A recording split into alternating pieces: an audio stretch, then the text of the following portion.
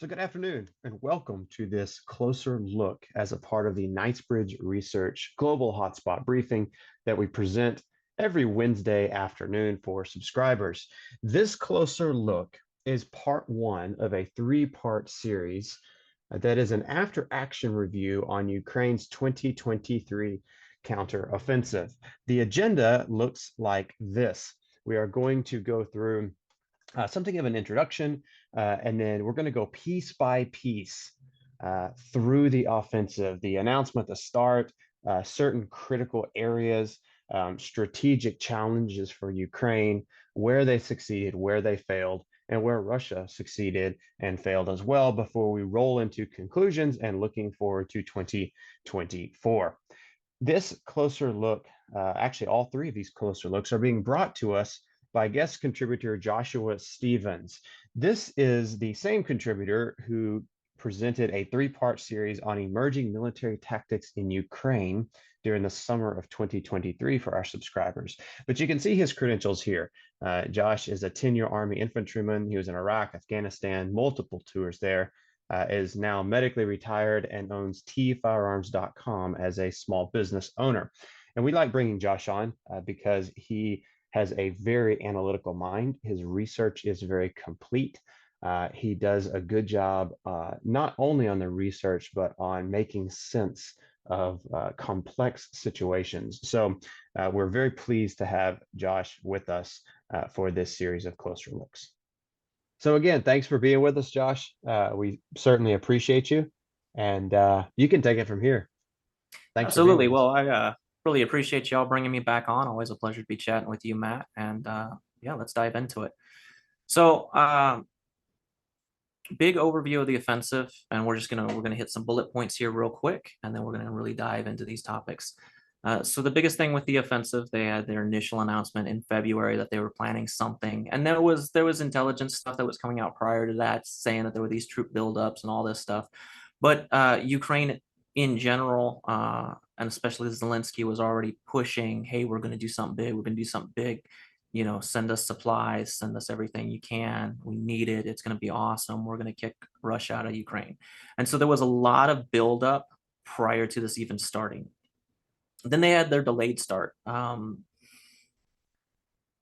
After all the, I guess, not so subtle hints that were coming out of Ukraine and from Zelensky in particular, there was a lot of drive from Western supporters to do something. And they kept feeling like it was being drug out, And then Bakhmut occurred. And they felt like there were forces that were being diverted to Bakhmut. And it was this whole thing. And we'll dive into that much more detail here in just a second.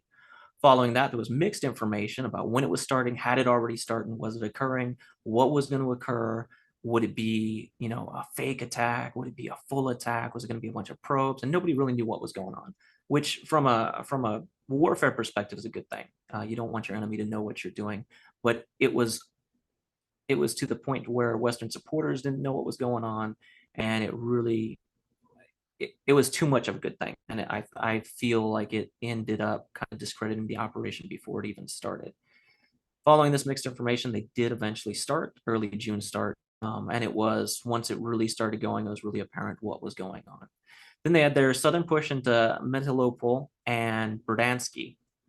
And we're going to cover this in depth. This was one of their main drives of the offensive, and it's still one of the big areas where they've made the majority of their gains. And they had an eastern push into Bakhmut and control of Andriivka, which is now being countered pretty heavily by the Russians, and we'll also dive into that as well. We had the Kharkov Dam explosion and the Dnipro front, which is kind of where things are, I'm not going to say ending at, but it's where we're seeing the majority of action occurring right now. So let me ask you this, Josh. One of the things that we noticed back in February when Ukraine announced this counteroffensive is that Russia was grinding Bakhmut to dust, right? There was a lot of heavy fighting. And it seemed like Ukraine announced this major counteroffensive prematurely. They weren't ready. Ukraine was in no way ready. But what they did is there was kind of a charm offensive at the same time as this announcement, right? So Ukraine announced, hey, we're going to do this major counteroffensive against Russia. It's going to be great. We're going to take Crimea was the original language, right? And in our analysis, we said essentially there's no way. But that was the official rhetoric coming out of the president's office and from Ukrainian officials in general. And it seems like the early premature announcement, because we'll cover this later, but the offensive didn't even really start until June, July timeframe. It seemed like a lot of that was to potentially alter the behavior of Russia. Hey, we're coming for you, um, in a major way, but also to attempt to get as much Western support and equipment as possible, as early as possible, for that upcoming counteroffensive. And that's kind of where I stood on it when they announced in February that, yeah, they're months away from this, but they might be able to garner a lot of support. They might be able to get a lot of heavy equipment for the counteroffensive whenever it begins, and they might be able to get Russia to reconsider the situation around Bakhmut. Is that where you stood on that, or how did you see Somewhat, and this that's what's announcement? kind of really unique about this conflict in Ukraine, and I guess what makes it different from any other conflict is even though it's being framed as a conventional war, and then by all intents it is a conventional war, it's being fought in an almost unconventional method, like what we would see with terror sales or foreign fighters being supported by other nations, where their successes on the battlefield are how they get their equipment, it's how they get their training, it's how they get everything they need to continue to have successes. And that's a bit of an oversimplification, but it makes this conflict very unique. And going back to your original question, I basic Sun Tzu tech ideology and military doctrine is, you never want your enemy to know what you're doing. You always want to surprise him. And I mean, even US military doctrine, speed, surprise, violence of action, everything's about surprise. So anytime you tip your hand to the enemy, you're either doing it in a way that's designed to confuse them or disorient them, or you're trying to control them, or you're an amateur and you don't know what you're doing and you're tipping your hand erroneously and setting them up for success as opposed to yourself. So I think, and I think very strongly that it is due to the nature of this fight that they had to announce early, because Ukraine has struggled pretty much since like month 3 or 4 with getting Western support. And originally, Russia invades, everyone's surprised, nobody saw this coming, this is crazy, we didn't think they would do it, Putin's a madman, we've got to help the underdog and all this stuff. And I mean, the memes were great, and everybody was like, oh, there's these moving tributes and all this stuff. But Western attention spans are very, very short. And I think a lot of that's driven by our news cycles. And it's always looking for the next hot thing, the next big issue, the next emotional appeal. So we don't have the stomach for long conflicts. And the reality is, if you look at any big war, it's never over in a couple of weeks. Those are the outliers. Normally, we're talking years in the making, and then years to progress through the conflict, and then years to progress through the buildup and the resolution of the conflict. And Western attention spans do not work that way. So kind of from the beginning, we saw this huge push in Ukraine to create these appeals to garner more support, garner more resources. And February, we're coming off the heels of the Russian winter offensive, which had started off very strong. And you could tell Russia had big ambitions. Russia normally always does extremely well during the winter.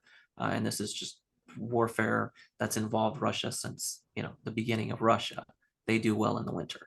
So they went into the winter offensive, their winter offensive, very confident and overconfident. And then they started having issues and they started struggling.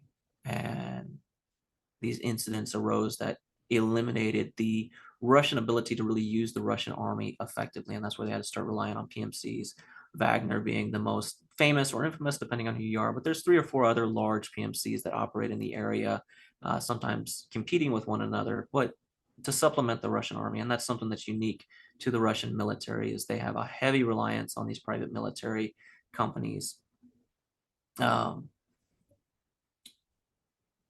So Ukraine announced, super early on, hey, we've got this thing going on. We don't know what it is. It's going to be a surprise for everyone. It's going to be big. We're going to need tanks. We're going to need APCs. We're going to need training. We're going to need fighter jets. We're going to need artillery. Don't tell anyone, but Russia might be getting kicked out of Ukraine. So wink, wink, nudge, nudge, hook us up. And it was a very large, concentrated effort to drum up support. I would imagine primarily, but also I think they were trying to scare the Russians, to get the Russians back down, because like you said, they were having significant issues in Bakhmut, and we were seeing these massive, well-funded PMCs come out of nowhere after the Russian army had fairly thoroughly had their back broken, or their offensive ability broken in Volhodar. Now, Russia starts going into Bakhmut. It starts getting really hot and heavy, and all of a sudden, this rhetoric that started out like, it's coming soon. We can't tell you when, but it's going to be great. We just need some more money, just a couple million more, and we'll have it. And so the Western supporters are paying out all this money. They're doing all this training. They're investing all this equipment, everything. And they're still seeing Russian gains, and they're still not seeing an offensive, and they're still seeing Ukraine getting ground down. And so you've got these policymakers, and this is an excellent article here from AP, which is just a normal news organization. They're not a think tank. They're not an intelligence organization. They're just your average civilian news group, and hey, why is Ukraine's spring offensive? Why hasn't it started? Summer's weeks away. They're going to start having heat and more issues and the thaw and all this stuff. And you see this kind of across the board, where you've got the average American saying, oh, yeah, look, they lied again. They're not going to do nothing. They're just going to keep getting beaten. We thought we were supporting the underdogs with they're losers or whatever. And that's, and again, I'm being a little overly crass, overly dramatic with it. But Americans, we like to support winners. We're number one for a reason, and we want all of the people we support to be number one. So if you're not number one, you start to, maybe we don't support losers. Kind of ideology starts to, or mentality starts to creep in. And so the delayed start was very concerning, especially for Western political leaders, as well as military, supporters and stuff like that. That we're spending all this training, we're doing all this time. Have we bet on a loser? And then And Bakhmut really took off. interestingly Oh, as well. So it was May when the U.S. came out and basically it said, "Hey, we're going to send Abrams to Ukraine." Now, not very many, yeah, right? And it's one of those things where the average person may look at that and say, "Oh, we're sending Abrams. Ukraine's going to win," right? yeah, And so we at Knightsbridge we predicted on the 12th of May, "Hey, the U.S. is ready to send Abrams," and the official announcement wasn't until a month later in June. But it almost seems like that announcement was designed to shore up support, that the U.S. absolutely. was all in. Yes, the counteroffensive is delayed. Yes, it's not looking great for Ukraine, but we're going to send well, not our best tanks. They're not M1A2s, they're Right. M1A1s. But we're going to send some really good tanks to Ukraine almost to just shore up support a little bit. And we predicted that a month Absolutely. before it happened. But eventually, the US came out right when you saw that support waning a little bit for Ukraine and said, "Hey, Abrams are coming, delay or no delay," right? It seemed like it Absolutely. was almost for political purposes because let's be real, 31 Abrams tanks are not going to turn the tide of the war, No, right? no. And you'll see that, and as America's done it a lot. The UK has done it a lot as well. You'll see this faltering support for Ukraine, and then all of a sudden, a big NATO member is like, here are all of our leopards. But again, it's a lot Yes, of it's a token support effort, and it's yes. it's really um, it's very fascinating to me, and I've got some very mixed personal opinions on the whole thing. But I feel, well, I don't even feel it. The evidence is kind of self-evident that we're seeing this stuff happen. We're seeing support get shored up, and then we're seeing, for better or for worse, Ukraine pushed into these situations. So then you've got, okay, we gave you the Abrams, we gave you the Bradleys, we gave you the Leopards, we gave you strikers. Now you've got to go out and you've got to actually use them and do something and make Russia bleed. And I think a big part of the push behind this offensive was, hey, we've paid for results. go get us some results. And we'll kind of delve into that a little bit more as we go along here. But it's a kind of dangerous mentality to have with anything. We were talking about business earlier. Anytime you're forced to do something before you're fully ready, you're forced to jump. There's always going to be some issues and unforeseen consequences. Now, there's a big saying in warfare: the perfect plan doesn't exist, or the perfect plan at the wrong time is a horrible plan. Essentially, a good enough plan at the right time is the perfect plan, and that's something where you have to walk that line between, okay, do I strike while the iron's hot with an imperfect plan and make it work, speed, surprise, violence of action, or do I wait and let opportunity slip me by and the enemy's surrounded me and I'm dead? And I think a lot of Western support kind of is intended to do that. Hey, don't wait too long. Hey, get them now while they're weak. Hey, look at all this intelligence we have for you. But at the same time, I think they sometimes underestimate the actual situation on the battlefield, or they lack insight on it. You have these policymakers that have never been around an Abrams tank. They think, oh yeah, one Abrams tank. I went to this demonstration and they blew up a whole mountainside with one of those. So yeah, you could end a war with those. They don't realize how many tanks Russia have. They don't realize how combined arms warfare works. They don't realize what drones can do. And it's this whole kind of conglomeration of, I guess, battlefield fog, uh, and compounded with bureaucratic inadequacies. But Yeah. going back to our topic at hand, so we had Bakhmut really got hot and heavy, and at this point, Bakhmut is almost solely being fought by PMCs. Wagner obviously being the forefront, the most flamboyant of the PMCs, the one that makes the news. But they're going through and they're just tearing up Bakhmut. And one of the issues that the West is having is now they've had all of these delays with the Ukrainian army not launching their offensive. And then Zelensky, in an extremely controversial move, starts committing what many are considering reserve units that are being saved for this summer's offensive to the defense of Bakhmut. And again, warfare throughout history, there's always been industrial warfare. So looking into World War I and beyond, there's always been this idea of creating meat grinders. If you can fix the enemy in one spot and get them stuck trying to defeat your defenses and just grind them to a pulp while you've got superior equipment, superior ground, and you just let them smash their forces against your wall and slowly just, end up having everyone killed and exhaust their force and exhaust their morale in a bloody defeat, then you've won. Now, the issue with meat grinders and the Battle of Verdun in World War I is kind of one of the most infamous, but the issue with meat grinder tactics is oftentimes it affects both sides extraordinarily detrimentally. And for Russia, it had less of a detrimental effect because they were using PMCs. They weren't using the Russian military. And Wagner went in, and Wagner was very vocal about, hey, we are just being thrown in as lambs to the slaughter. We're not being given the right equipment. We're having routes mined behind us. We're getting shot at by our own guys, like all this stuff. But they still got in there. They still took Bakhmut, or at least were instrumental in it being taken. Meanwhile, Ukrainians are being slaughtered. Their offensive is being delayed, and ultimately they did not keep Bakhmut. And they didn't really exhaust the Russian forces either. They just ground this PMC into nothing. And then, as we all know, the rest of the story, ultimately, the leader was assassinated by the Kremlin and Wagner ceased to exist, more or less entirely. So it was extremely controversial what Zelensky did, because again, we've got this almost propaganda war that Ukraine's having to wage to get support, to get resources, to get equipment.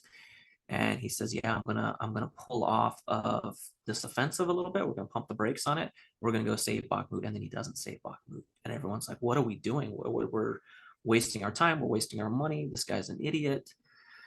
And so it kind of put the put the ball back in Zelensky's court to do something. And I'm saying Zelensky, and this is me being overgeneralistic. You know, Ukrainian generals are at play, the Ministry of Defense, all of that stuff. But Zelensky is kind of the face of Ukraine and the face of the military of Ukraine, so he was shouldering a lot of the blame. So finally, we start the offensive. Kicks off June, July timeframe. Again, when it actually kicked off and when it didn't actually kick off is still something that's fairly well debated. A lot of people think it started with a couple of feints and then really started picking up steam towards July timeframe when you're starting to see these massive assaults across these fields and the minefields are starting to get hit and stuff like that. But the offensive starts and there's this huge kind of propaganda blitz. Both of these images are provided by the Ministry of Defense in Ukraine. They were pushed out on pretty much every social media you can think of. And it's got all these soldiers saying, hey, be quiet, operational silence. Don't talk about what's about to happen. Nothing's happening. Wink, wink, nudge, nudge. We're about to kick Russia out of Ukraine kind of thing. And it was this really almost Hollywood-esque kind of way to launch a surprise offensive. But it let the West know, hey, look, we're finally doing it. Your money's not being wasted. Probably going to need some more. We're starting this thing. And so as the offensive starts, one of their big stated goals is they wanted to push the Russians back to the Sea of Azov. And they ultimately, and it depended on who you talk to, there were very, very ambitious claims made by the Ukrainian MOD and Zelensky himself. And they were, I think, in my opinion, I think they were too bold. And ultimately, and we'll get to it more as we go through this slide and we get to our conclusions, but I think they oversold it to their supporters, and I think it's something that's kind of coming back to bite them right now. But part of that push is they wanted to push through the south to Mariupol, and more specifically to Tokmak. Tokmak, which we can see it over here on the left, kind of where they're centered intentionally so, is a big junction point for a lot of railroads where they come to. If Ukraine pushed to Tokmak and took it, they would have been able to sever logistics trains that Russia's using to supply out of Crimea pretty much their entire front line. And it would be a huge, devastating effect. I believe a couple of your analysts had said early on that it was one of those things that could potentially end Russia's ability to continue to wage war in Ukraine, or at least wage it effectively. And so you see this huge push towards Robodyne, Verbov, and they're trying to push down into Tokmak. The issue is they started hitting these cities, they started hitting these defensive belts.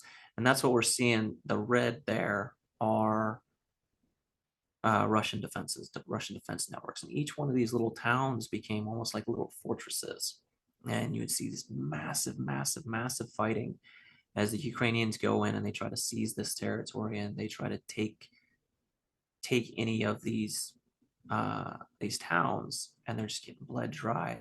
And there's all this footage of these, and it was very anticlimactic in a lot of ways because they had hyped up how big of a deal APCs were going to be, how big of a deal leopards were going to be, these American tanks, all of this stuff. It was going to be game changing, and they're hitting these minefields, and the vehicles are getting disabled, and the crew members are starting to hop out, and they're getting blown into chunks, and entire battalions are getting wiped out in minefields in horrifically graphic, brutal manner. And that's what we donated to. That's what we gave tax dollars to, and that's kind of the mentality that's happening is, wow, look at what's happening out there. They're being butchered on these front lines, clashing into these Russians. And that's not to say that they didn't have successes. They absolutely did have successes. They fought against some very crazy odds and were still very successful with a lot of what they were doing and adapting tactics as they went along, but they were nowhere near as successful as they said they were going to be. And they also kind of exposed the true face of modern conventional warfare, which has changed dramatically since World War I and World War II. And unfortunately, World War I and World War II, with the exception of limited conflicts in Korea and Vietnam, or limited fighting in Korea and Vietnam, World War I and World War II were the last real conventional wars. So a lot of military theory is just theory, and it revolves around what happened in World War I and World War II as it relates to modern warfare on a conventional scale with mechanized forces, with modern combined arms, with modern air power. And so we're starting to see for the first time, wow, mines can really do this. Wow, drones can really do this. Wow, coordinated fires can absolutely do this. And these things that used to be seen as impenetrable start to show the chinks in their armor. And this is what we start seeing with all of this. And it was, I think, shocking for a lot of people. I think it was very sobering for the West. And I think it was very sobering for the Russians as well, as they realized, on the flip side, launching any more counteroffensives after their defeat, or I hesitate to say defeat, but after their failures during their winter offensive, now they're seeing the Ukrainians do the same thing, and I think it's starting to set in just how difficult it's going to be to move these lines. And it We seemed also, like too go with ahead. Russia, right? Russia had failed in their own winter offensive. And then they saw indicators that Ukraine was about to make the same mistake, right? Yes, Ukraine was about to use similar tactics with lesser personnel and maybe more advanced equipment provided by the West, but yeah, lesser numbers absolutely, with that equipment, less tanks, etc., than Russia had used. So it seemed like at Russia, especially around Melitopol and all these other areas, Tokmak, that we're looking at on these maps, Russia said, okay, we can dig in and absolutely, we know how to defeat this offensive because it's just like our offensive that just failed, right? yes, And this is also when Ukraine went from Hollywood to operational silence in a big way. We don't want everyone to know that yeah, this isn't working out for us, right? So everybody be quiet, operational silence. Let's just kind of see what happens and not let our failures, because there were a lot of failures in this absolutely. vicinity, right? On the southern push. Let's not let our failures be broadcast to everyone. Yeah, 100%. And Matt, we've talked about it fairly extensively. It's kind of been one of Russia's biggest successes in this war has been their defense against the Ukrainian offensive. And I Yes. absolutely agree with you. I think a lot of that success revolved around their failures during their winter offensive. As soon as, and this goes back to kind of what we were talking about earlier, as soon as Ukraine started really teasing the idea that they would be launching an offensive, Russia started digging in immediately. And Knightsbridge was really good about reporting, hey, there's these weird rows of dragon's teeth going up everywhere. Oh, wow, they're putting in these massive minefields. Look at all these trenches. And at the time, it was really bizarre. And I've read actual reports from Russian soldiers where they're like, oh, our generals have such little faith in us that they're building a defensive line, 300 miles away from us to the south. That's ridiculous. We would never be pushed back that far. And then they start getting pushed back to these lines, and they're like, "Wow, our generals were geniuses to create defense this in depth." That is really, it's Yeah. having been that guy on the ground with such a tiny little picture of what's going on. I can appreciate kind of the irony of it, maybe more than most. Yeah, But I mean, for us, it was like, hey, satellite images don't lie. Like Sentinel is right. still flying through the area, right? So you start Yes. seeing these defenses go in at the same time while Russia is stalling on their own Yeah. winter offensive. It's not too hard to read the tea leaves there and see what No, Russia not at thinks the all. next move is. And I can remember some of the early reporting Knightsbridge did on it. It was kind of confusing to some people. And I believe Knightsbridge, well, I don't believe, I know Knightsbridge was pushing, hey, the Russian offensive is probably not going to go much farther than that. If they're already creating defenses, it means that mentality shift has started to happen. And ultimately, that's exactly what we saw. They said, hey, winter offensive Yes. isn't going great. We're going to start stockpiling for the next one, and we're going to do it bigger and better. Yep. But And that's what they're doing right now. But we'll get to that absolutely. later. Yes. But yeah, and I think that pretty much covers the southern push. There was some push, and you can see on the map over here on the right, they were trying initially to push down to Verdansky. And the reason why they wanted to push down to Verdansky is it is a huge port that's very essential for control of the Azov. Where they started pushing, they were able to, and on the map, it looks more impressive than it actually is. But there was not a whole lot of defenses there. So they were able to take a lot of ground that was largely unimportant. They cleared the corridor that had been pushed up to Volodar. They pushed down to Stramorsky, but they really didn't make it much farther than that. And the reason why is they started hitting these lines and they were committing forces further south to push down into Robodyne and take Tokmak, because as the offensive wore on, it became more apparent they weren't going to push down that far and they needed to readjust their goals and make them more realistic and try to take what they could that would have an effect. And that more or less summarizes their southern push.